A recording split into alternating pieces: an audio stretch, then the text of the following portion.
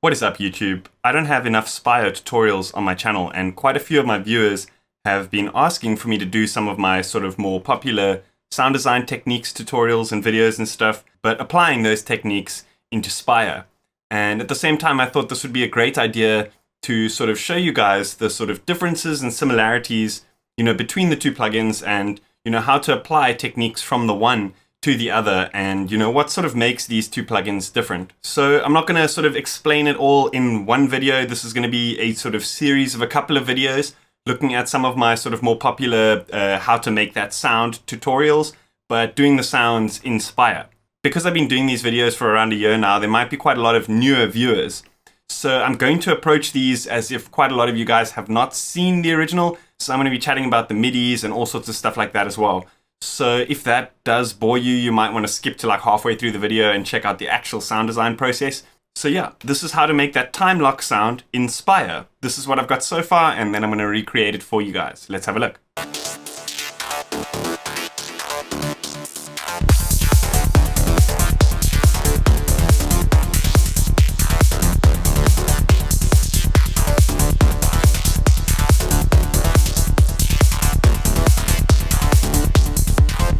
So it's a little bit different. In the previous version, I actually had an LFO controlling the automation, but this way you kind of get a little bit more of a sort of varying sound going on. And obviously it sounds a little bit different because of the sort of difference in plugins and slight sort of difference in parameters. But that being said, I think it's still a sort of good sound to sort of start with because it's quite basic in terms of, the sort of techniques that it uses, but at the same time, I'll be able to kind of explain quite a few of the sort of core features within Spire.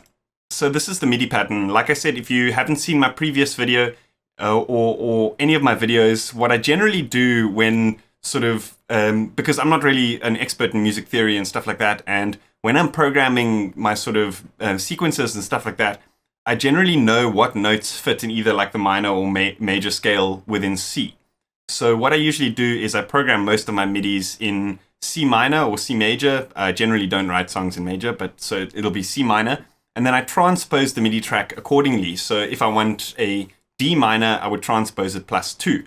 And in this example, it's a D minor. So I've used this transpose over here in the MIDI modifier section to +2. You can imagine each of these C's is actually playing a D, and this D is actually playing an E, and this D sharp is actually an F, if that kind of makes sense. So what I'm going to do is I'm going to open a new instance of Spire, and we can hit init over here, and I'm going to drag this MIDI across. The first oscillator is a saw wave, and it's pitched down -2 octaves. So here, how the phase works in Spire, I believe if the control here, you can actually see the number there, the readout. If the control is below 30, I think it randomizes the phase, and then 0 to 30 would be the amount of randomization. And thereafter, you get sort of control as to where you want to put the phase. That's just a sort of side note. This patch does use random phase, so we're leaving it at the default like that.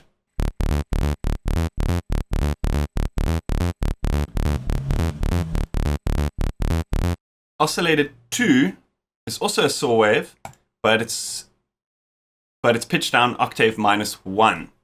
And so the unison modes in Spire work slightly differently to Serum. Instead of like having a sort of parameter control, you kind of set the amount of voices here, and the detune amount is this one. But you know how Serum defaults to having the sort of unison already spread, and that would be something like this using this parameter. So that's one thing to note. A lot of people sort of note the differences between the unison in Serum and Spire, but you can actually get quite similar sort of effects by just taking into account this sort of wide parameter. Create these kind of really cool chord unison effects. So you could have, for example, like a minor third or minor seventh chord being created by the unison effect. But I'm not going to do that for this tutorial. We're just going to leave it on octave. But in a future tutorial, I'm going to show you guys that effect is actually quite a cool way to quickly create like techno-ish, house-ish kind of chords. But I'm going to save that for a future tutorial. Let's set this wide to 335. And so the volume of this one, we want to turn up to about 330 as well. Also about 30% or so. So let's have a listen to the sound that we've got so far. It's going to be a bit off to what we're looking for, but just to get a reference of where we're at.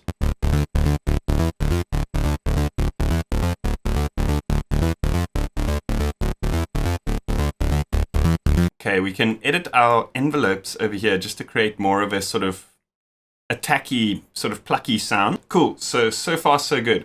Noise in Spire works slightly differently to Serum. Instead of having a dedicated noise oscillator, you have to select one of these oscillators and change them into noise mode. And then what happens is Control A becomes like a switch between high pass and low pass filter on that noise, and Control B then becomes a sort of like resonant peak of that filter. Let's put a high pass filter mode on here. We can leave the peak down all the way. We don't want too much of a sort of distorty type of sound. But now to get this oscillator 3 to actually play, we'll need to turn up the volume, of course.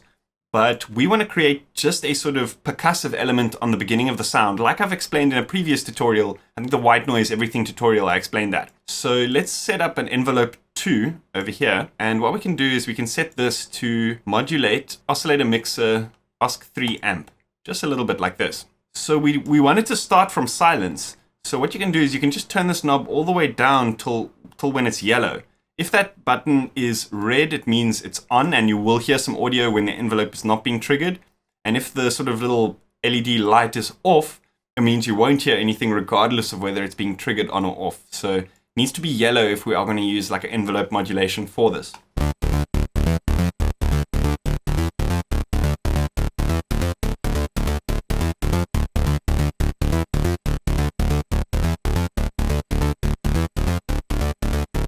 So I believe that's it from the sort of oscillator side of things. Let's move on to the filter. So I decided to go with the Infecto HP2 because that's closest to the HP12 from Serum that we used in the previous tutorial. And the Perfecto HP4 is closer to like a HP24. So that's just something to note as well. I boosted the resonance quite high, halfway, and then cutoff 1 is what I controlled with the actual automation which I recorded into the lane, but I'll do that a little bit later. So by default, you've got this envelope cutoff automation, which we actually don't want on the high pass filter. It's kind of enveloping the wrong way. So let's turn this off and let's listen to what we got while I play around with this cutoff knob over here.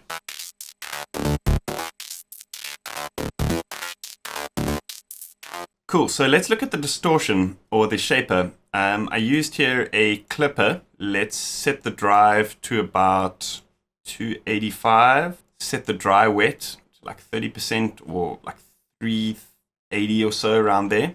So here, what I decided to do is actually set some low cut. So this is like a filter on the actual distortion. Like Serum has one I explained in a previous video. This kind of like tones down the sound of the distortion, and then you can use the dry wet to kind of bring in the original full frequency signal. So you can basically like just distort like a sort of mid-range or high frequency type of stuff. So here we're going to distort the mid and high by just cutting out the lows and then use the dry wet to bring back the original sound.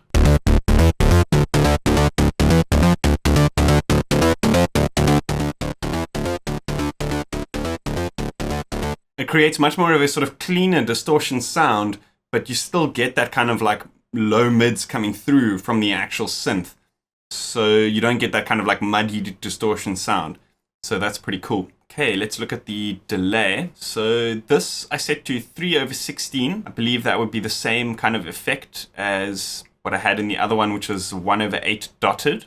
Let's turn the feedback up a little bit, color up a little bit. Let's turn modulate down because we don't want any sort of like modulation effects being applied like slowly onto the actual tails of the sound. And then let's turn dry wet up a little bit and maybe wide up. So let's listen to what that sounds like. And then I added a slight little bit of reverb here, and I believe I turned the decay down slightly. So then I did a bit of EQing and compression here. Just using this X comp, I turned it up to about like 140 or so. Okay, we're going to turn the EQ on. Cut some lows, turn the frequency up to 30, turn the Q down, and here what I did is I actually created a bit of a sort of like mid EQ in the sort of high mids at about 660, just to tone down that kind of like really ringy kind of distorted high frequency sound that's happening in that frequency range. And that's pretty much it for that sound. And I recorded in the automation, so let's have a look at how I did that. So to record in automation in Cubase is really, really simple. All you need to do is make sure these read and write are on. Read will basically read automation from the track, and write will basically write any automation that you're busy doing to the track. So if we want to write the automation, we make sure the little red light is on, and then we hit space and we can record in our automation. And then what will happen is when we stop, we can turn write off, go back to the beginning, and we'll see now that it now plays our automation back to us.